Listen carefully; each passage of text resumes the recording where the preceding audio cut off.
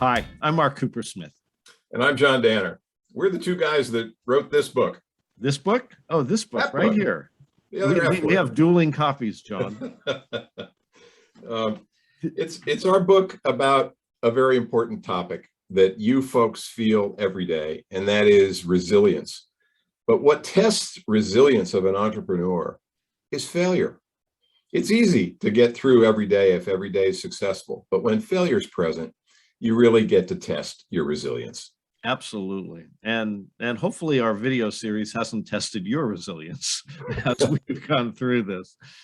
In this video, John and I will spend around 10 minutes or so and think back on some of the things that we shared with you, share a few more stories, and launch really to your next chapter.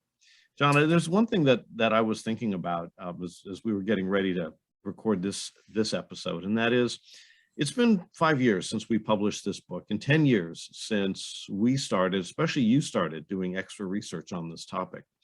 And this is the first time we've actually sat down and done a kind of a step-by-step walkthrough of all of the different topics that we investigate in the Other F Word. And it's been a really great experience. Very much so. And for that, we want to thank our sponsor, the NIC, the Northeast Indiana Innovation Center. It's been a great partnership for us, and we hope for you in particular. And you know, before we did this video series, we talked with the folks at the NIC, and they indicated that many of you watching are women entrepreneurs. And as we close some of our thoughts on this, I thought you might be interested in some statistics. You know, if we'd been doing this in 1972, what percentage of businesses were founded by women in 1972? Answer, 4.6%. Now, you know what the number is today, the percentage number? 42%. That's a lot of progress, but it's still 42%. And as you know all too well, the odds of starting a business and making it successful are very, very long. And it's tougher as a woman. It's tougher as a woman of color to get to the same level of success that your male counterparts can enjoy. You're likely to have bank loans that are maybe only a third as large as a male-owned startup. You have less than 5%, women-owned entrepreneurs get less than 5% of federal contract money. So it's a tough road. But the thing we wanted most of all, I think, Mark and I, for you to take away from our conversations with you is that failure is capable of being a strategic resource that can help you improve those odds for your own personal success. Whether or not you're doing this business as a side hustle, whether you have to do it because it's the way to provide for you and your family, or whether or not you're chasing what's known as opportunity entrepreneurship. You don't have to do this, but you're choosing to do this. You're choosing to create your own business. The issue that you deal with is not one where you are completely alone, because guess what? There are 13 million women-owned businesses in the United States today, generating almost $2 trillion of revenue as of 2019. So there's company out there. And although we obviously have a book and now have this video series for you to perhaps turn to, don't ignore the opportunity to turn to other people like yourselves, other people who are trying to create their businesses. I think you will find, as Mark and I have found throughout our career, that entrepreneurs are actually quite willing to share their expertise, to compare notes, and to some extent condolences as well. Yeah. But they are a terrific resource. Yeah, Mark, back to you. Yeah, the best entrepreneurs do exactly that. The best entrepreneurs are great collaborators. Yeah, of course we're competitors, but we're great collaborators. We know that sharing our ideas is crucial to be able to bring on resources, to bring on customers, to bring on partners, to bring on employees, to keep people motivated. Sometimes when we have students in class and they're so concerned about somebody potentially stealing their idea, they say, gee, I've got this great idea, but I'm really uncomfortable. I can't share it. Right? Yeah, I'm and holding share my it. cards right to That's my right. vest. Right? And both of us say to those folks, look, if you have an idea that you don't want to share, maybe you have an idea that's not worth sharing. Yeah. Because that's something great to be able to do with somebody trying to do the same thing you're trying to do. Yeah. Share your ideas, share your best practices. This is something where I think John and I work with groups from all around the world, pretty much from every continent. They come to study with us at UC Berkeley, and we travel around the world doing this. And one of the things that American entrepreneurs do particularly well is collaborate, is share. It's in the DNA of how we approach it. And especially if you're the CEO, if you're the business owner, if you're one of the leaders, being an entrepreneur is often a lonely place to be, right? The responsibility resides on you. It resides on you to make payroll. In fact, earlier in our series, I know I shared with you how it was New Year's Eve and I had closed a deal and I had to rush to the bank to deposit that check to make payroll on New Year's Eve. Fortunately, I did make it to the bank on time. But we understand the pressures and how close sometimes we come to not making it, and sometimes, of course, we don't. But it's those pressures that you have and the responsibility that I know many of you feel as well for the people that you bring onto your teams, and sharing those elements with your teams and also with other entrepreneurs is a really powerful way to get good information, to pay it forward, and all of those are really important. And kind of along those lines, if you don't already do this, and because you're watching this with the Nick, the expectation is, I presume that you do, put together your own group of other CEOs, entrepreneurs, business leaders that face some of the same issues you do and meet regularly. It is an amazingly powerful forum. And you realize many of these things you think only you face, many other people face as well. John?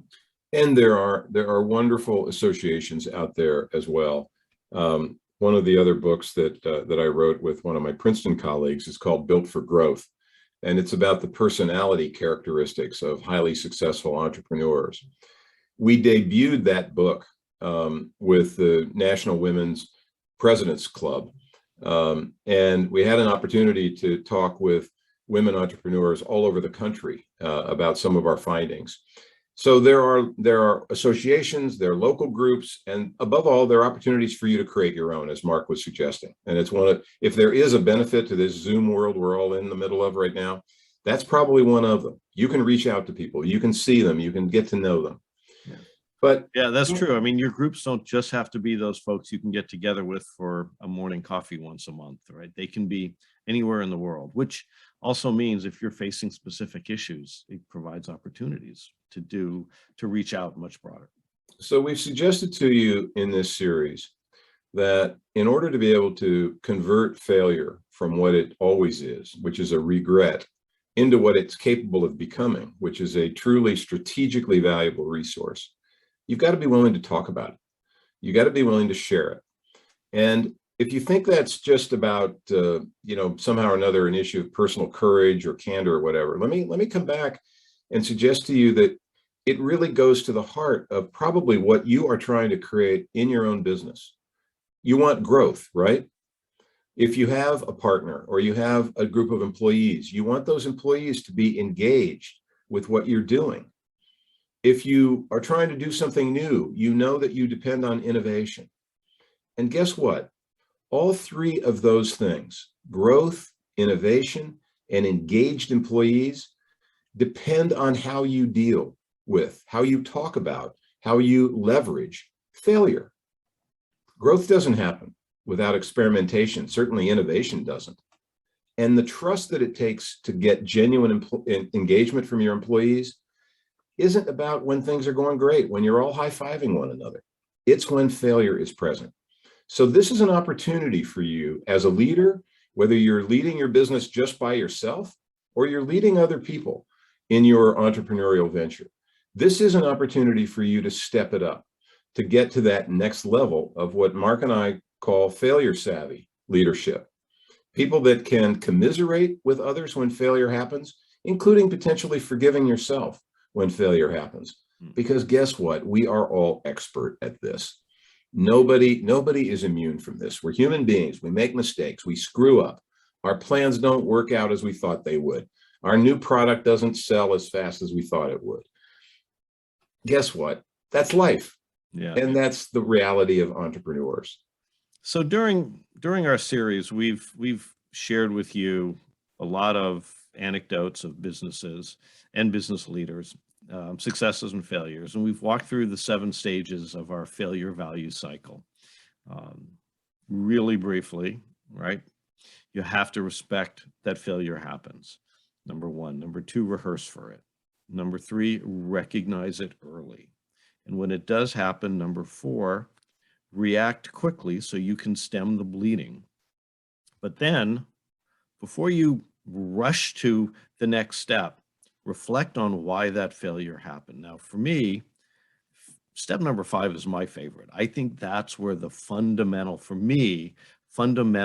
learnings come from. When you pause and you say, that shouldn't have failed. Obviously, it shouldn't have failed because you took action. And then use that knowledge to stage 6, rebound. And then finally, stage 7, remember those failures with artifacts, with stories, so people aren't afraid. You build that trust to take those chances. John, I don't know if you have either a favorite stage. I know we love all of our children, we love all of our stages, or if you have, a particular insight around that failure value cycle. Well, the one that actually was a big surprise for Mark and me when we were doing our book and doing our research is the 7th step, the last one, the remember step, because it acts as a kind of caution to not leave the failure situation too soon, to remember what you got out of it so that you can apply not only those lessons, but so that you can share that experience of surviving failure and applying what it told you about. Because whatever else failure is, it is reality's way of showing you that you were conducting an experiment all along. You were making some assumptions that didn't quite prove out, and therefore there's something to be learned from it.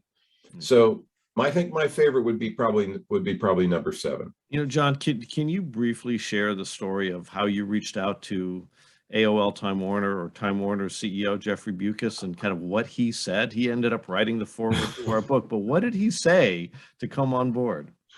So it was one of those proverbial cold call situations. I had known, obviously, most of us of a particular age remember the AOL acquisition by Time Warner. It is probably still one of the, I don't know, top 3, 4, 5 disasters in commercial world. And Jeff Bucas was the guy who made the decision to buy AOL. Or the flip side, or to be acquired by AOL. It Time was Warner. Yeah. It was a bizarre and fascinating situation, because he acknowledged that this was something that he had his fingerprints on it for sure, but at the same time he wanted to share the experience, which he did, fortunately, in the foreword of our book. We had that experience over and over again, talking to famous people, talking to astronauts, talking to jet pilots, talking to entrepreneurs, obviously. This is the universal experience. And we might close, I'll close on my side and then hand it over to Mark. Mark had this great insight when we were doing the book, that failure is like gravity. It's a force of nature, and it's a fact of nature. And we can try to deny it, or we can try to defy it. But if we're lucky, we figure out how to use it. We figure out how to respect it, and then how to acknowledge it, and then how to basically leverage it. And if you want something to keep in mind as we close, think about the importance of gravity in flying, because you'd think those things are absolutely the opposite of one another, right? Flying is about escaping gravity. But you know what? Gravity is actually one of the 4 forces that is necessary for flight to happen. Just think about that. We need gravity in order to be able to fly. And we may need failure in order to be able to succeed. So from my point of view, thank you so much for spending your time with us. We look forward to hearing more about what you're able to do. But above all, we've been honored and privileged to share some of our ideas with you during this particular series. You'll find obviously more of our thoughts in our book. And let me turn it over to my partner, Mark. Yeah, I think that's a great way to wrap it up. John and I will continue to investigate the other F word in our ongoing podcast. So if you find this interesting, once a month or so, John and I get together and we take a look at current events and we discuss failures, successes, insights. So we'll continue to broadcast those. And in fact, the link for our podcast series will be in the YouTube information section for this video. So go ahead and do that, and check that out and subscribe as well. It's been a real pleasure. John and I have both really enjoyed spending time with you, and we look forward to staying in touch. And above all, we wish you good luck with what you're doing. See you later.